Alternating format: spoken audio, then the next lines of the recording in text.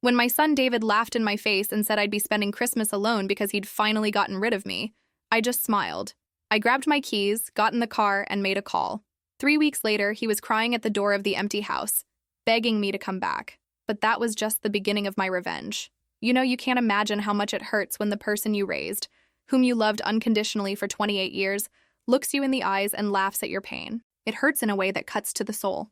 But I learned one thing in that moment. When someone shows you who they really are, you have to believe them. David has always been my boy. Ever since his father died when he was 12, it's been just the two of us against the world. I worked 2 jobs to make ends meet. I cleaned offices at night and worked in a factory during the day. My knees ached, my back screamed, but I never complained. Everything was for him. When he married Jennifer 5 years ago, I thought our family was growing. What nonsense. Jennifer never could stand me. She thought I was a dramatic old woman who didn't know my place. And worse, she managed to convince David of that too. It was there that I realized that love has an expiration date. The house they lived in, I paid for the down payment. The living room furniture, it came from my savings account. Jennifer's new car, I sold my old car and took out a loan. For 5 years, I sacrificed so they could live like kings while I could barely pay my own bills. And how did they thank me? By excluding me from Christmas because I created drama, and Jennifer deserved peace in her own home, the house that I helped buy. With my money, with my sacrifice. But I guarantee you one thing, he who laughs last laughs best. And they were far from imagining what was coming next.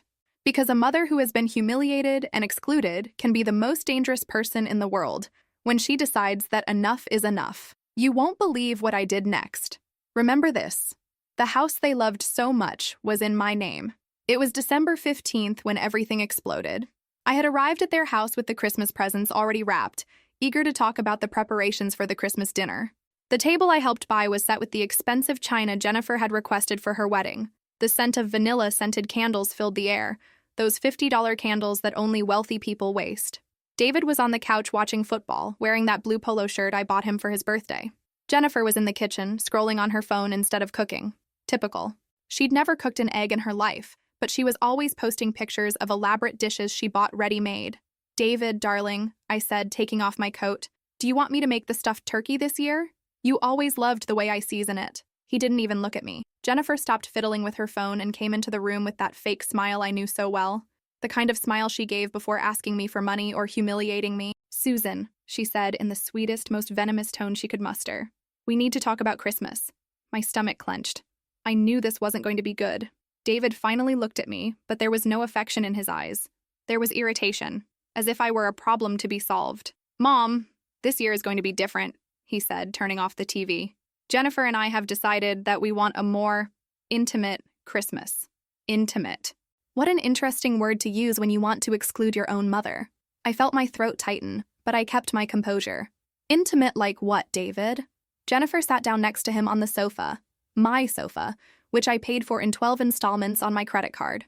She intertwined her fingers with his and sighed as if she were the most tormented person in the world. "Susan, you need to understand that David and I are building our own traditions now, as an adult couple. And, well," she looked at David as if asking permission to deliver the final blow.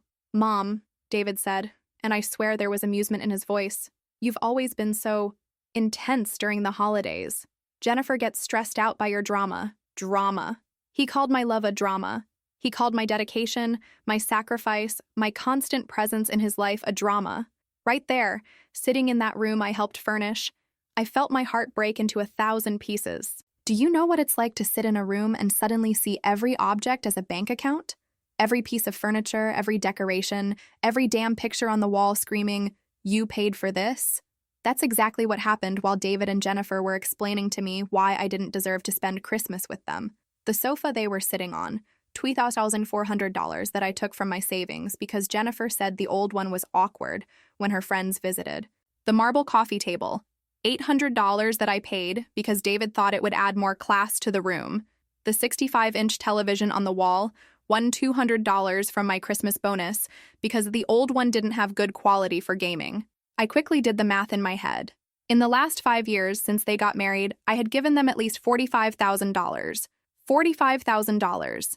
Money I could have used to renovate my house, travel, have a decent retirement. Instead, I financed their American dream while I lived paycheck to paycheck. The down payment on the house, $15,000 that I borrowed from the bank using my house as collateral.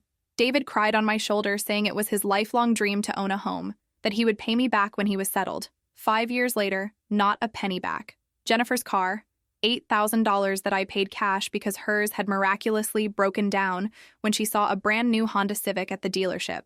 David called me in a panic, saying that Jennifer couldn't be without a car, that she needed it for work. Work where? The woman has never worked a day in her life. The kitchen renovation, $12,000 because the kitchen was too small for Jennifer to cook in. The kicker, she's never cooked anything but instant noodles since marrying David, but I paid for the wooden cabinets, the granite countertop, the stainless steel appliances, all so she could pretend to be the perfect housewife on Instagram. His clothes. I lost count of how many shirts, shoes, and suits I bought, always with the excuse that he needed to dress well to advance in the company. What company? The guy worked in an accounting office earning $35,000 a year and dressed like he earned $100,000. Gifts for her. Every birthday, Mother's Day, Christmas, I was obligated to buy something expensive for Jennifer so David wouldn't feel bad. $300 handbags, $150 perfumes, jewelry that I chose and he took the credit for. All coming out of my own pocket. And now, after bleeding for them for 5 years, after giving up my comfort to support theirs, I was being evicted from the very family I built and supported. But there's one thing they didn't know, a small detail I'd never mentioned before. Mom, you have to understand, David continued, and I saw Jennifer squeeze his hand. It was obvious she was behind all of this. Jennifer feels uncomfortable when you get too involved. Involved. Another beautiful word to describe a caring mother. I took a deep breath and decided I wanted to hear the whole truth, even if it hurt. David, I've been your mother for 28 years. I raised you alone after your father died. Explain to me exactly how I am a problem. Jennifer let out a dramatic sigh. Susan, it's not that you're a problem. It's just, well, sometimes you don't understand boundaries. What are the limits? Like when you show up unannounced, she said, making a face that suggested she was being very patient with me. Or when you comment on how I clean the house, or how I cook, or about my clothes. Hold on a minute. I never criticized the way she cleaned because she never cleaned. The woman hired a cleaning lady, with the money I gave them, of course. And comment on the food? The only thing I did was offer to help when she ordered pizza every single day. Jennifer, I only offer help when you seem stressed. Exactly, she exclaimed, as if I had admitted to a crime. You always act as if I can't take care of my own family. My own family. The family she could only support because I paid the bills. But David was nodding in agreement with her, as if I really were a terrible, controlling mother-in-law. And there's something else, Mom, David said, looking at the floor. Jennifer thinks you're, how can I say, a little dramatic about Grandpa. My blood boiled. Dramatic about Grandpa? Dramatic about my own father, who had died 2 years ago and left me a small house that I was renting out? What do you mean by that? Jennifer answered for him. Susan, you always talk about how you sacrificed everything for David, how you went through hardships, how you never had anything. It's depressing. Our friends get uncomfortable when you start with these stories. Our friends. The friends she made a point of impressing with her beautiful house, expensive furniture, comfortable life, all financed by me.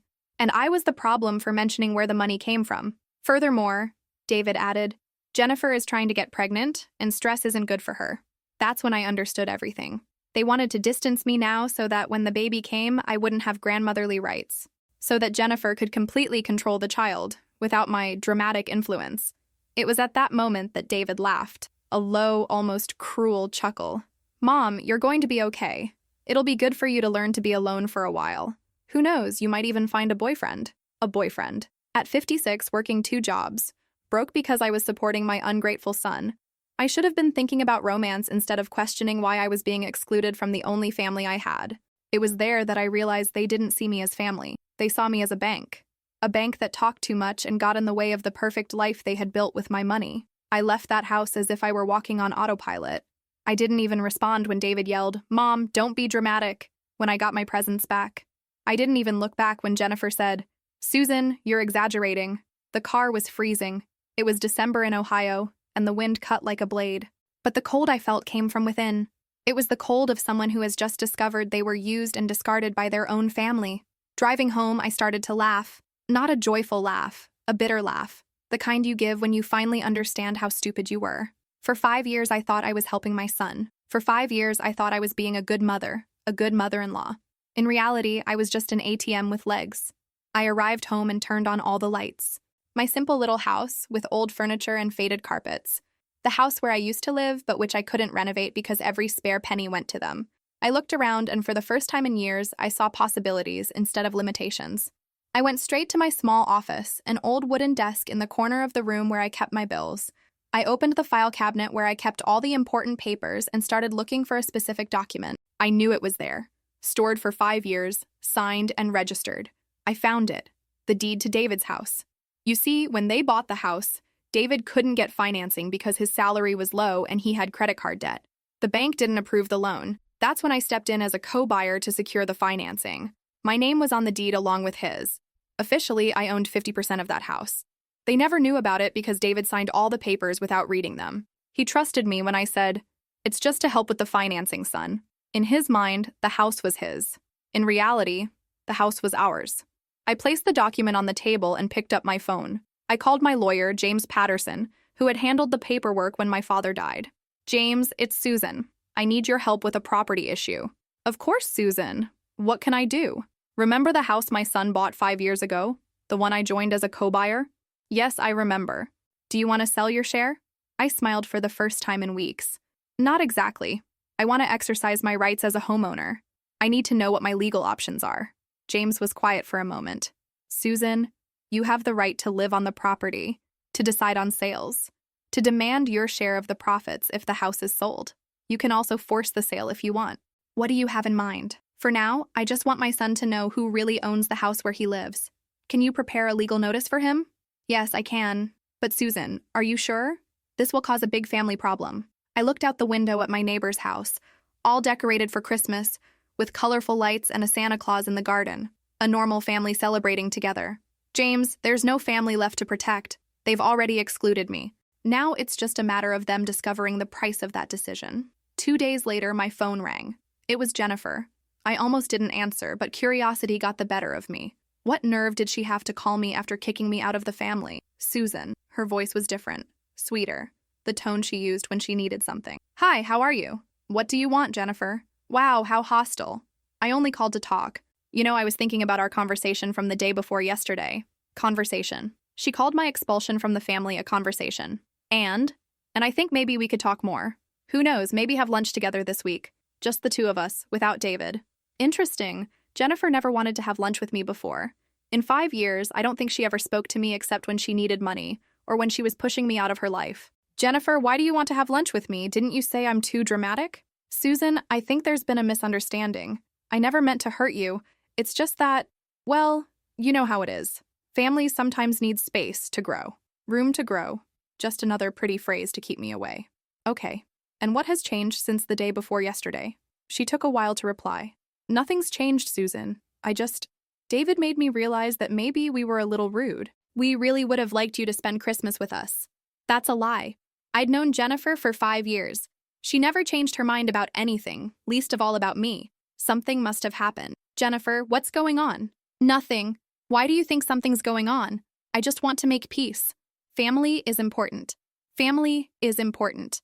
The same woman who excluded me from Christmas because I was making a drama was now talking about the importance of family. "Look, Jennifer, I appreciate the invitation, but I've already made other plans for Christmas." "What plans?" Her voice became sharp. "Susan, you don't have any other plans. You always spend Christmas with us. I always spend Christmas with you. I used to. In the past. Until you decided I wasn't good enough to be there. Now I have other plans." "Susan, be reasonable. David is feeling guilty. He really wants you to come." Now it was David who felt guilty, not Jennifer wanting to make amends.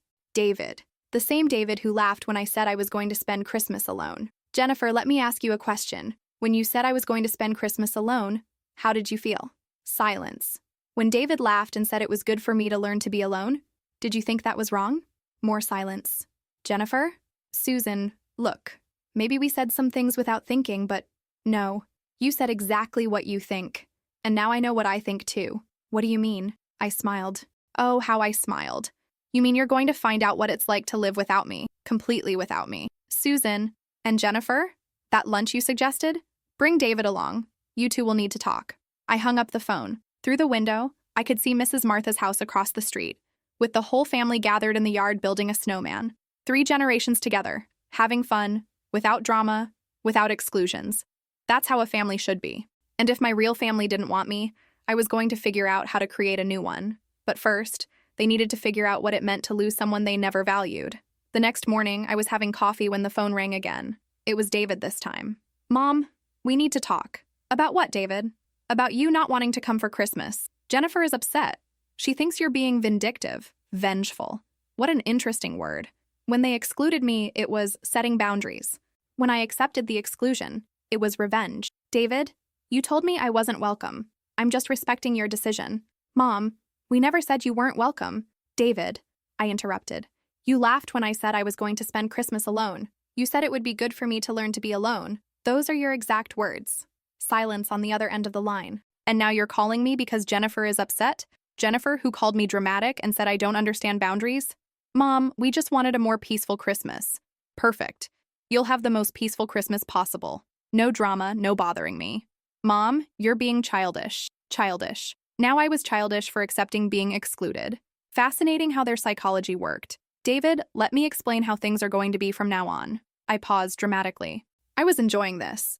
I'm not going to show up at your house unannounced anymore. I'm not going to offer help when Jennifer seems stressed anymore. I'm not going to give my opinion on anything anymore. You wanted boundaries? You're going to get boundaries. What do you mean? That means you're going to discover what it's like to be an independent family. Completely independent. Mother. David, you're 28 years old. Jennifer is 26. You're married adults with your own home. You don't need my help anymore. I could practically hear the panic in his voice. Mom, look, if this is about money, it was about money. Of course it was about money. It's always been about money. But now they were realizing that the tap had run dry. It's not about money, David. It's about respect.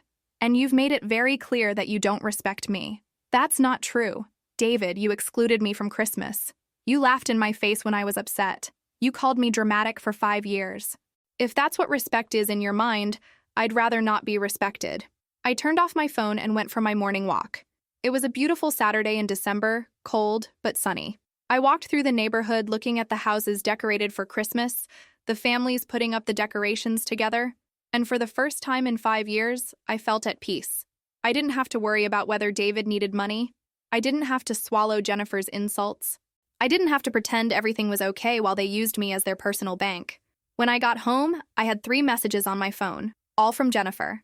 I deleted them without listening. The home phone rang twice during the afternoon. I didn't answer. That evening, while watching a movie with a glass of wine, good wine, which I bought for myself, not to impress anyone, the phone rang again. It was Jennifer crying. Susan, please, we need to talk. David is desperate. He thinks you'll never forgive us. I almost felt sorry for her. Almost. Jennifer, you've been very clear about what you think of me. Now I'm being clear about what I think of you. More, Susan. Have a wonderful Christmas, Jennifer. Peaceful, without drama, exactly as you wanted. And I hung up. On December 23rd, I was in the kitchen making gingerbread cookies. For myself, for the first time in years, when I heard violent banging on the front door. It wasn't normal banging. It was the kind of banging that would break a door if you didn't answer quickly.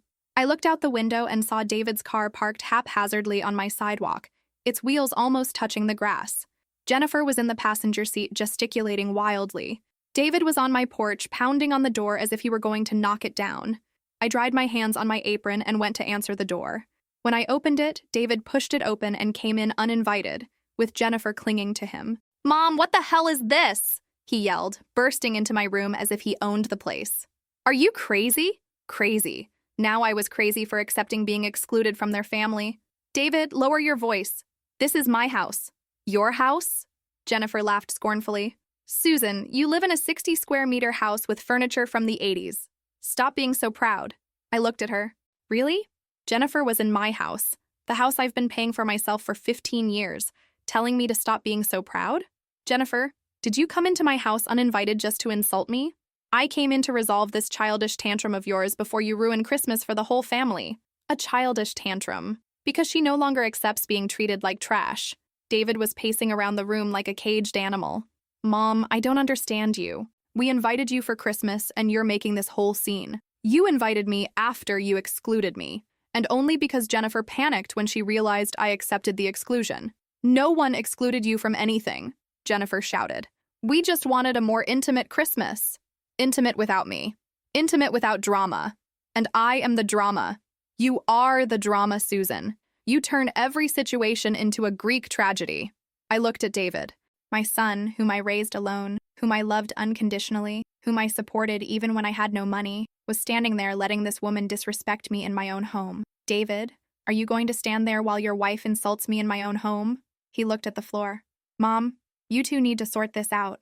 Resolve this. Treat it as a misunderstanding between equals, not a disrespectful daughter-in-law attacking the mother-in-law who supported her for 5 years. David, look at me, I said, using the tone I used when he was a child and did something wrong. He looked up, and for a second I saw my boy there, the boy who cried on my shoulder when his father died, the teenager who thanked me for working 2 jobs to make ends meet, the young man who told me I was the strongest mother in the world. Son, do you really think I deserve to be treated like this? For a moment, the mask slipped. I saw guilt in his eyes. I saw the man I had created trying to fight against the man Jennifer had shaped. But Jennifer didn't let the moment last. Susan, stop with this emotional manipulation. David, don't fall for it. And my son, my baby, made a choice. He chose the woman who supported him comfortably with my money instead of the mother who raised him alone. Mom, you're being really dramatic. It's just Christmas. It was there that I realized my son had died. The David I knew, the David I loved, no longer existed. All that remained was this weak man, controlled by the woman who supported him. Get out of my house, I said calmly. Mother, get out of my house. 2 days after Christmas, which I spent alone eating gingerbread cookies and watching old movies, and was the best Christmas I'd had in years, my phone started ringing nonstop. First, it was my sister Carol. Susan, what the hell did you do? Good morning to you too, Carol.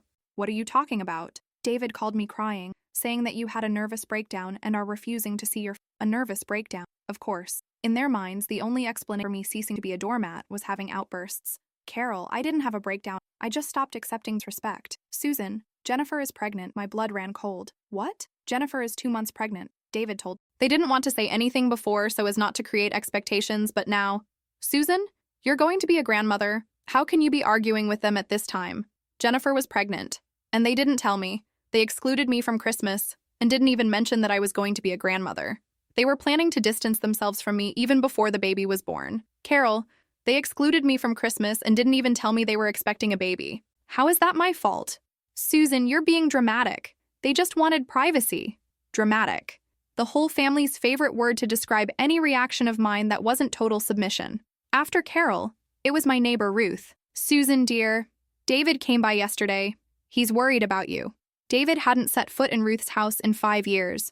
Suddenly, he was making courtesy visits to talk about my mental health. What did he say, Ruth? He said you're going through a difficult time, that Jennifer tried to make amends, but you're being, as he said, vengeful. Vengeful. The word was spreading like a virus. Ruth, did David tell you that they excluded me from Christmas? He said there had been a misunderstanding about family traditions. A misunderstanding. What a creative take on the facts. And he told you that they laughed when I got upset? Ruth remained silent. Susan, perhaps you're misinterpreting the situation. You know how insensitive children can sometimes be. Misinterpreting. Even Ruth, who had known me for 15 years, believed their version of events. The phone rang all afternoon. Neighbors, co-workers, people from church, all with the same story. David was worried about me. Jennifer was trying to make amends. I was being stubborn and vindictive. That night, I received a text message from a number I didn't recognize. Susan, this is Amanda, Jennifer's friend. She's very upset about this situation. Jennifer is a sweet person and she really wants to work this out with you. Perhaps you should consider seeking professional help to deal with these family issues. A therapist can help you process your feelings in a healthier way. A stranger was advising me to go to therapy.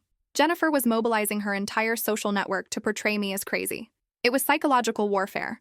They were trying to isolate me, make me seem unstable, force me to come crawling back begging for forgiveness.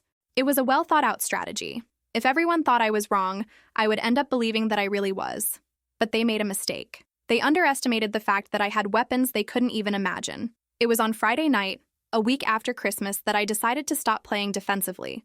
I picked up my phone and dialed a number I hadn't called in months. James, it's Susan. Do you remember that legal notification we talked about? It's time to send it. Saturday morning, December 30th, I woke up with a different feeling. It wasn't anger. It wasn't sadness. It was pure determination. For an entire week, they had tried to convince me that I was crazy, vengeful, unstable. Today they were going to find out what revenge really meant. I called James at 8 a.m. James, I need you to prepare some documents for me. What kind of documents, Susan? First, a co-ownership notice for David. Second, an inventory of all the items I've purchased for them over the past 5 years. Third, a collection letter for the unpaid loans. James was quiet for a moment. Susan, are you sure about this? This will escalate dramatically. James, they've spent the whole week painting me as crazy to everyone we know. They've mobilized friends, family, neighbors. This has escalated. Now it's time to play cards. What exactly do you want to achieve? Good question. What did I want? I wanted my son back, but the David I knew no longer existed. I wanted the respect I deserved, but they've already proven they weren't capable of that. What I really wanted was justice. I want them to stop portraying me as the villain when they're the ones who used and discarded me. I want them to publicly acknowledge what they did. And I want my money back. That's fine. I can have everything ready by Monday. James, one thing. The co-ownership notice. Can I deliver it in person? Technically, yes. As long as it's done in the presence of witnesses. I smiled. Perfect. He spent the weekend planning. It wasn't just about the legal notification. It was about timing. It was about maximum impact. If they wanted to play dirty, I was going to show them how the game really worked. On Monday, January 2nd, James handed me a folder containing all the documents. The co-ownership notice was at the front, printed on the law firm's letterhead. Official, legal, intimidating. Behind them were copies of the house deed highlighting my name as co-owner, then a detailed inventory of everything I had bought for them: furniture, appliances, car, clothes, renovations, each item with its value, purchase date, and payment method. The total came to $47,832. $47,832. The collection letter was the icing on the cake. Unpaid personal loans totaling $23,000, with 5% annual interest from the original due date. Current total, $28,150. At the end of the folder was a simple calculator. Total amount owed to Susan Morrison, $76,582. $76,582. Almost $80,000. $80,000 they owed me and never intended to pay. $80,000 I had given out of love, and which they received as if it were my obligation. I grabbed the documents and drove to their house. My house. The house that was in my name. The house where I had the legal right to enter whenever I wanted. It was 4 p.m. on a Monday. David was still at work, but Jennifer's car was in the garage. Perfect. I'd rather start with her anyway. I rang the doorbell. Jennifer opened the door wearing an $80 bathrobe that I bought her for her birthday. Her hair was messy, like she'd just woken up. Typical. Susan, what are you doing here? Hi, Jennifer. Can we talk? Susan, David isn't here.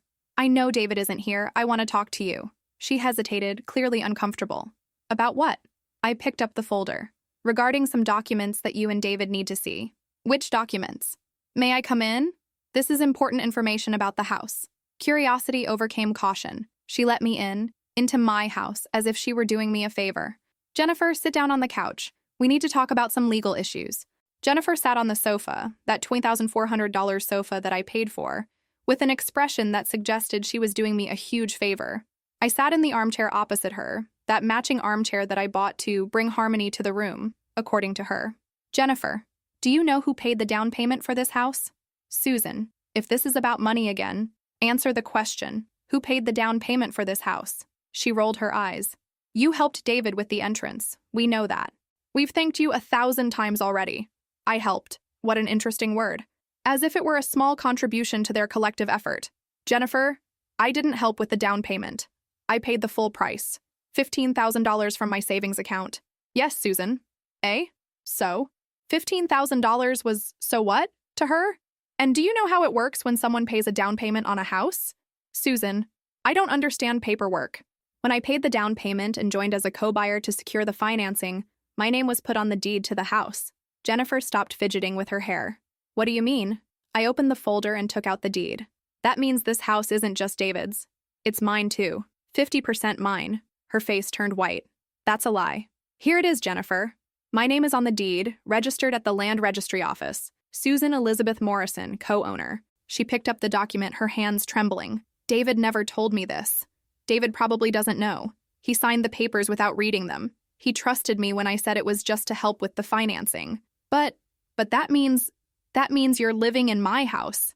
That every time you disrespected me, you were disrespecting one of the owners of the house where you live. Jennifer was frantically scanning the documents. This can't be right. We can consult a lawyer. Jennifer, this is from a lawyer. Do you see the letterhead? James Patterson, real estate attorney. The same one who registered the house. She dropped the papers as if they were radioactive. What do you want, Susan? I want you to publicly admit that you mistreated me. I want you to tell all those people you mobilized against me what the real truth is. What truth? I pulled out the second stack of documents. The truth about who financed your perfect life. Look here, Jennifer. $47,000 in purchases that I made for you over the last 5 years. I started reading the items. Living room sofa, $2,400. Coffee table, $800. TV, $1,200. Jennifer's car, $8,000. Kitchen renovation, $12,000. Stop, Susan. Stainless steel refrigerator, $1,800. Washing machine, $900. Dryer, $800. Microwave, $300. 2. David's clothes, $3,200. Jennifer's bags, $2,100. Jennifer's jewelry, $1,800. Jennifer was crying now. I understand. Stop reading. And this here, I pulled out the third sheet, is the loan David took from me and never paid back. $23,000 with interest. Current total, $28,750. We don't have that money, Susan. I know you don't have it. That's precisely why you're going to do exactly what I say. The tone of my voice changed. It was no longer the submissive Susan who accepted disrespect. It was the Susan who had raised a child alone, who had worked 2 jobs for years, who had built a life with her own hands. It was the Susan who had nothing left to lose. Jennifer, you're going to call every single person you've been looking for this week. Carol, Ruth, Amanda, everyone. And you're going to tell them the truth. What truth? That you excluded me from Christmas after years of me supporting you. That you called me dramatic for being upset. That you mobilized people against me to make me look crazy. Susan, I can't. You can and you will. Because if you don't, I will exercise my rights as co-owner of this house. Jennifer was still crying when David arrived home from work. I heard his car in the garage, the door slamming, heavy footsteps in the hallway. He walked into the living room talking even before he saw me. Jen, whose car is the one in front of... He stopped when he saw me sitting in the armchair with the documents spread out on the coffee table. Hi, David, I said calmly. You arrived just in time. Jennifer and I were discussing some important matters. David looked at Jennifer, who was a mess on the sofa, and then at the papers on the table. Mom, what's going on here? Sit down, son. We have a few things to clear up. He sat next to Jennifer as if he were protecting himself from her, or protecting himself from me. Mom, if this is about Christmas, David, this is about much more than Christmas. This is about 5 years of lies. I picked up the deed to the house. David, do you remember when you bought this house?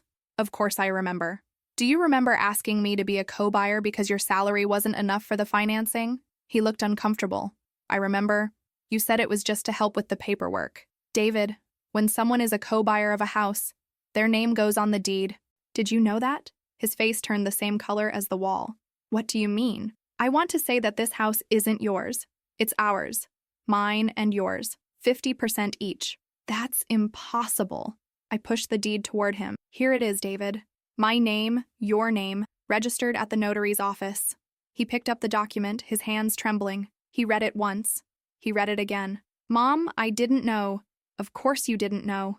You signed all the papers without reading them because you trusted me, just like I trusted you when I thought you respected me as family. Jennifer whispered, David, she wants us to publicly admit that we treated her badly. And you treated me, I said before David could answer. For 5 years you used me as your personal bank. I spent almost $80,000 on you. $80,000, David. I picked up the inventory and started showing it item by item. David knew all about it. He remembered every purchase, every loan, every time I had said yes when they needed money. And how did you thank me? By excluding me from the family because I created drama. By calling me dramatic because I cared too much. By laughing in my face when I got upset. Mom, I never meant to hurt you. David, you didn't mean to hurt me, but you did. You laughed when I said I was going to spend Christmas alone. You laughed. He lowered his head. I know. And then, when I accepted your exclusion and decided to truly be alone, you mobilized everyone against me. You painted me as crazy, vengeful, unstable. We were worried. You weren't worried about me, David. You were worried about the money tap that had run dry. Jennifer tried to intervene. Susan, that's not true. I looked at her with a piercing gaze. Jennifer, you called me offering lunch 2 days after excluding me from Christmas. 2 days. You never in your life wanted to have lunch with me. The only thing that had changed was that I stopped paying your bills." The room fell silent. The only sound was the ticking of the clock on the wall, a clock that I bought because Jennifer thought the wall was too empty. "Now," I said, gathering the documents, "you have a choice. Either you do what is right, or I exercise my legal rights as co-owner of this house." "What do you want us to do?" David asked quietly. "I want you to tell the truth to everyone you contacted this week. I want you to admit that you treated me badly. I want a public apology. And then what? We'll talk later about how you're going to pay me back." David stared at the documents for a long time. I could see the calculations going through his head. $80,000. Co-owner of the house. Legal rights. He was finally understanding that the mother he had underestimated for 5 years wasn't as fragile as he thought. "Mom," he finally said, "we can't afford to pay you $80,000. I know you don't have it. So what do you want?" That was a good question. What did I really want? For 5 years, I wanted love, respect, recognition. I wanted to be treated like family, not like a bank. I wanted my son to defend me instead of letting his wife disrespect me. None of that happened. Now I wanted justice. "David, I'm going to be very clear about how things are going to be from now on," I said, standing up and walking across the room, my room, in my house. "First, you're going to call every single person you contacted this week. Carol, Ruth, Amanda, everyone. You're going to tell them the truth, that you excluded me from Christmas, that you laughed when I was upset, that you used me financially for 5 years. Mother. Secondly, you will make a post on social media publicly apologizing for the way you treated me." Jennifer exploded. "Susan, this is ridiculous. I'm not going to do it." "Jennifer," I said calmly, "you live in my house. You drive the car I bought. You cook in the kitchen I renovated. You will do this. You can't force us." "Yes, I can. As co-owner of this house, I have the right to decide who can live here. And frankly, after 5 years of being disrespected by you, I no longer want to give you shelter." The silence in the room was heavy. David was looking at Jennifer as if she were a problem he didn't know how to solve. "Third," I continued, "you will develop a payment plan to return at least part of the money you owe me." "We don't have any money, Mom." "Then you'll figure out how to manage it. Sell things I bought for you.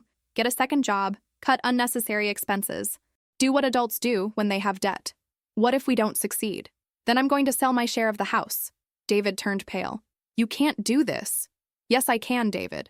And if I decide to sell, you'll have to buy my share at market value or sell the whole house and split the profit with me." "Mom, this house is worth $200,000 now. We don't have $100,000 to pay you."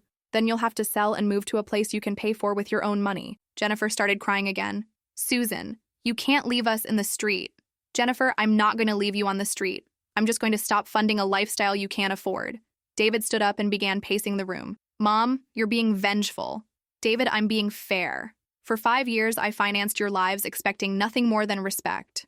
You didn't even give me that. Now you're going to learn the value of the things I provided for you." "But Mom, Jennifer is pregnant." Ah, the ace up their sleeve. The baby they hadn't told me about, the one they hid when they excluded me from Christmas, was now the excuse for me to continue being exploited. "David, congratulations on telling me I'm going to be a grandmother 3 weeks after the fact. That was very sweet of you. We were going to tell you." "When? After the baby is born? Or were you going to wait until you needed a free babysitter?" Silence. "David, the fact that Jennifer is pregnant doesn't change anything about what you did to me, and it doesn't obligate me to continue supporting you. So you don't care about your grandson?" It was the wrong question at the wrong time. "I care about my grandson, David. That's why I'm not going to teach him that it's okay to disrespect people who love you. I'm not going to teach him that family is about exploiting those who can give you money." I grabbed my bag and walked towards the door. "You have 48 hours to start making the calls, and 1 week to present me with a payment plan. After that, I'll make the decisions on my own." 48 hours later, I was in the kitchen making coffee when my phone rang. It was Carol. "Susan, David called me." "Oh, really? He told the truth about Christmas." I almost smiled. "And what did you think?" "I thought they were being jerks to you." "Susan, I didn't know they'd excluded you from Christmas." David made me believe it was a misunderstanding. "It was a misunderstanding, Carol. They misunderstood who I am. They thought I would just accept anything in silence. And I didn't know you paid them so much either." "Susan, why didn't you ever tell me?"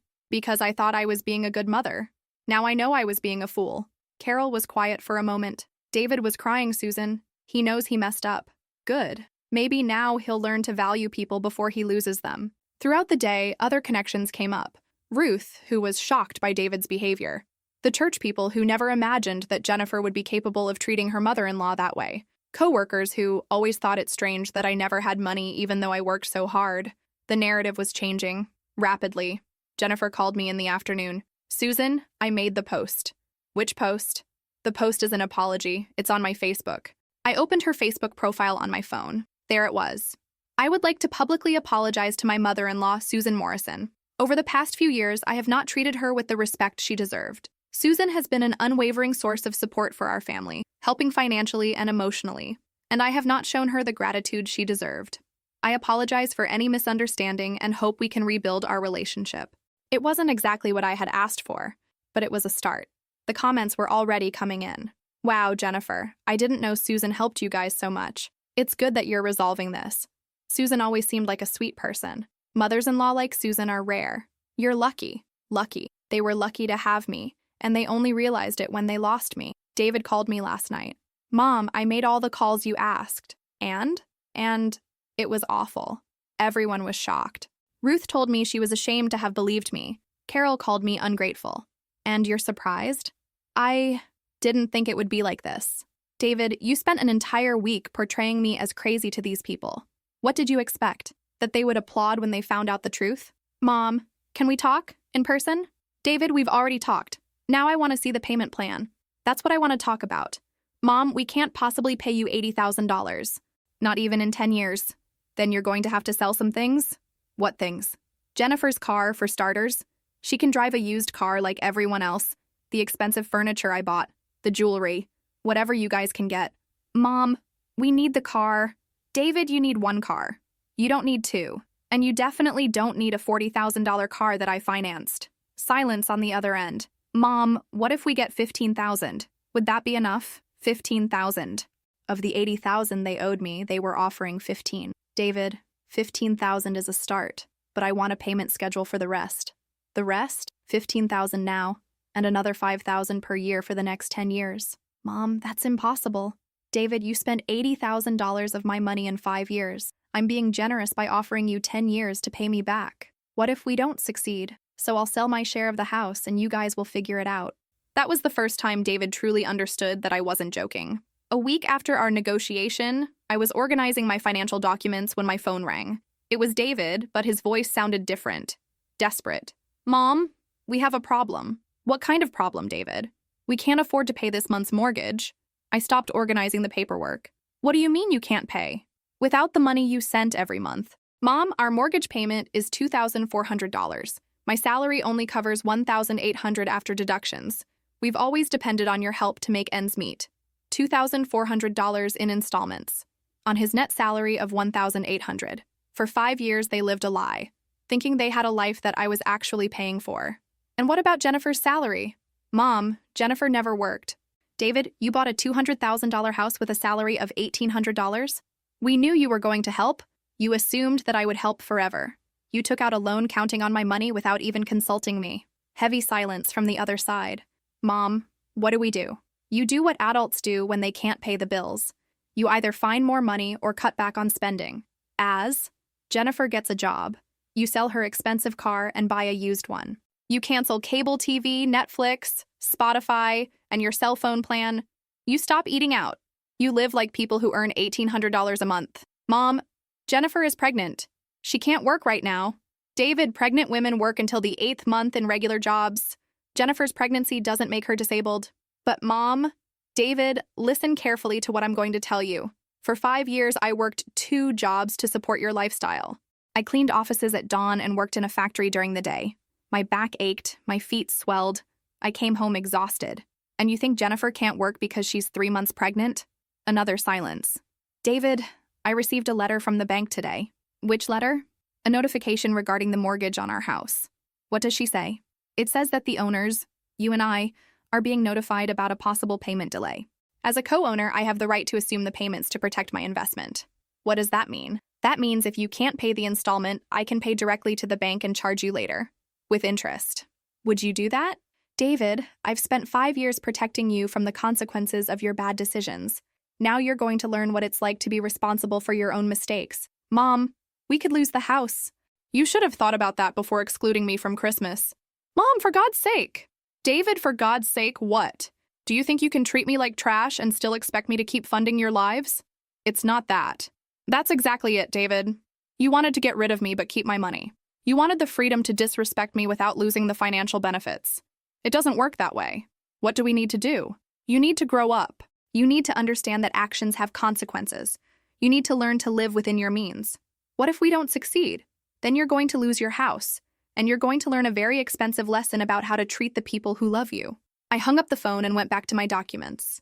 On the table was a letter that had arrived that morning from the bank, offering to refinance my home mortgage on better terms, since my credit score was excellent and I had demonstrated exceptional financial stability in recent years. Exceptional financial stability, because I had no debt, because I always paid my bills on time, because I lived within my means. Unlike my son, who had learned to live in the fantasy that his mother's money was infinite. 2 weeks later, on a rainy Thursday, David showed up at my door. He wasn't the arrogant David who had kicked me out of the house. He was a broken man, crumpled clothes, red eyes, messy hair. He had lost weight. "Mom, can I come in?" I stepped away from the door without saying anything. He entered slowly, as if treading on eggshells. He looked around my simple living room. My old furniture, my faded carpet, my 32-inch TV that I bought 5 years ago, and still worked perfectly. "Mom, we lost the car." I sat in my armchair and motioned for him to sit on the sofa. "Which car?" "Jennifer's car. We couldn't pay the loan without your help. They took it back. And Jennifer is furious.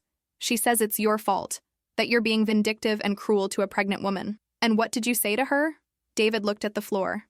"I told her she was wrong, that it's our fault." It was the first time in 5 years that I heard my son defend me to his wife. "David, why are you telling me this?" "Because I want you to know that I understand. I understand that we used you, that we treated you like a personal bank, that we never respected you the way you deserved." He looked up at me, and I saw my boy there, the boy I had raised alone, the young man who thanked me for working 2 jobs, the man Jennifer had corrupted. "Mom, Jennifer wants us to move into her parents' house. And do you want to?" "No. I want to fix this. I want to learn to be independent. I want my son to respect me the way I should have respected you. My son, my grandson, the next generation of our family." "David, what are you asking me?" "I'm asking for a chance. One last chance. Jennifer got a part-time job at a store. I'll take a weekend job. We'll pay the mortgage ourselves even if it's tight. What if they can't? So we'll sell the house and move to an apartment we can afford. But we'll try first. We'll try to be a real family, one that supports itself." That's what I wanted to hear 5 years ago. Responsibility, maturity, recognition. "David, and Jennifer, does she agree to this?" He sighed. "Jennifer is learning. It's not easy for her to discover that life isn't like the Hallmark movies. But she's trying. And what about me? How does Jennifer intend to treat me from now on?" "Mom, Jennifer wants to apologize. Truly. She wants you to be a part of the baby's life. She realized that a child needs all the family members who love them." I stayed quiet for a long time. 5 years of hurt feelings don't disappear in a conversation. 5 years of disrespect can't be healed with an apology. But I was tired of being angry, and I wanted to meet my grandson. "David, I'm going to make you an offer." "Which?" "I'm going to cancel the $80,000 charge." His eyes filled with tears. "Mom, but I have the means." "Which?" "First, you assume the mortgage completely. My name will be removed as a co-buyer. The house will be solely in your name. It's okay. Secondly, if you can't afford to pay for it yourselves and need to sell, I have the right of first refusal. I can keep the house for the price you paid, not the current price. It's okay. Third, Jennifer treats me with respect. Always. In front of everyone. If she disrespects me even once, I'll cut off all contact with you forever. She will respect it. I guarantee it. Wednesday. I want to be a grandmother. I want to be a part of my grandson's life. I want him to know me as the grandmother who was important in the family, not as the grandmother you all tolerated. Mom, of course. And fifth, if you need help again, you ask me. You explain the situation, propose a payment plan, and treat it like a formal family loan. No more assuming that I should support you. David was crying now. Mom, I'm so sorry. David, I know how you feel, and I forgive you. But forgiving doesn't mean forgetting. It means giving another chance. And this is the last one.